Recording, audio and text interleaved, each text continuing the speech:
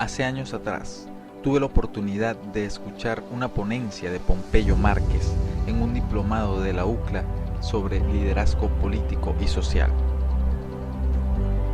Tenía 17 años de edad.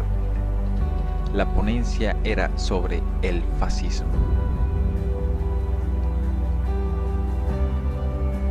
Su ponencia fue burda, vacía de contenido y mentirosa. No me pude contener, pasé a la tarima y tomé el micrófono por primera vez en mi vida ante algunas 200 personas en un auditorio con gradas ascendentes. Recuerdo las luces, las caras expectantes del auditorio, el frío que invadía mi cuerpo y mis piernas temblar.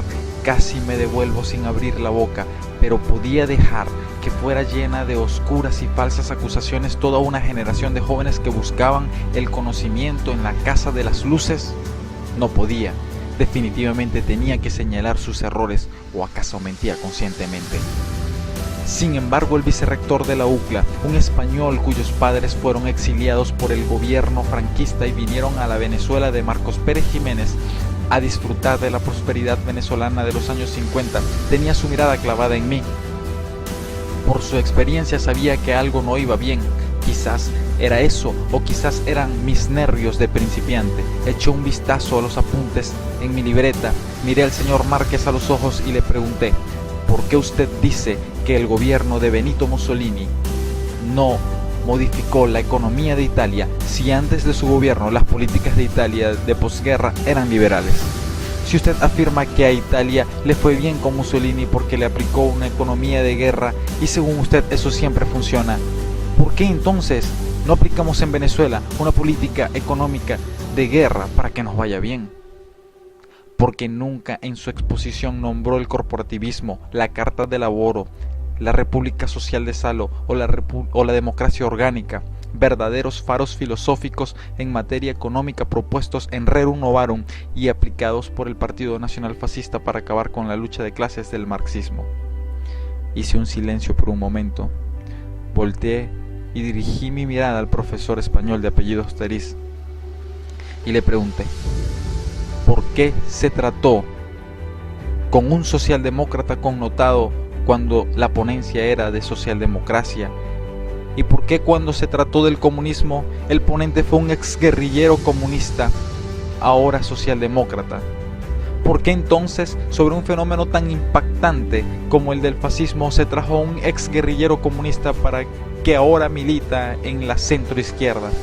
Pero más importante es saber por qué, existiendo tesis filosóficas propiamente venezolanas que influenciaron allende nuestras fronteras a grandes políticos y marcaron el siglo XX venezolano, como lo fueron el cesarismo democrático y el nuevo ideal nacional, en esta casa de estudios y en este diplomado se ignoran totalmente. Ante esto, el señor Márquez dijo que él no sabía por qué lo habían invitado a hacer una ponencia sobre el fascismo, y el señor Osteriz tomó su micrófono durante varios minutos para convencer a los asistentes de lo innecesario de conocer los postulados filosóficos de Laurano Vallenilla Lanz o la obra de Marcos Pérez Jiménez. Nuestras universidades han sido tomadas casi en su totalidad por personas que, más que buscar el conocimiento y la diversidad de ideas que enriquecen el debate filosófico y político, son militantes de una misma ideología con miles de nombres a causa de sus miles de fracasos y refrescamientos de apariencia. Esa causa es la izquierda. Se impone a los estudiantes el marxismo como materia, se les miente respecto al capitalismo. A la derecha, el fascismo, el corporativismo, el positivismo se convierte a la tradición y a la fe en objeto de burla, es decir, sin discriminar entre lo útil o no, lo bueno, malo, historia o proselitismo. Todo lo que no sea instrumento proselitista de la izquierda se censura, se calumnia y se ridiculiza. Yo me pregunto, ¿dónde quedó la máxima voltariana de estoy en desacuerdo con lo que dices, pero defenderé hasta la muerte tu derecho a decirlo? ¿Dónde quedó la universalidad de la universidad? ¿Hemos regresado acaso a una época de oscurantismo y de inquisición donde los supuestos defensores de la libertad no son más que tiranos de la izquierda, a veces con caretas y vestidos de azul y a veces descarados y vestidos de rojo?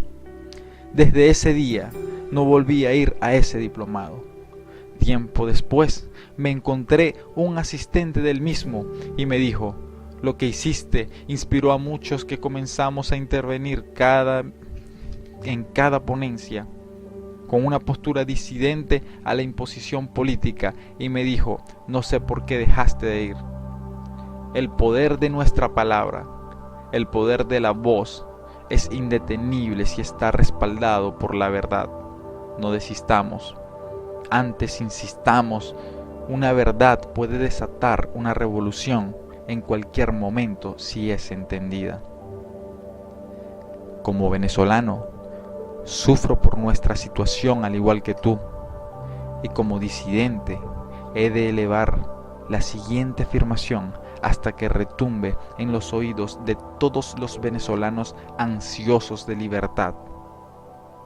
Aunque estés en desacuerdo con lo que digo, defenderé con mi vida mi derecho a decir lo que pienso. Esa afirmación debemos repetirla a todos los disidentes que luchamos por un país mejor y distinto.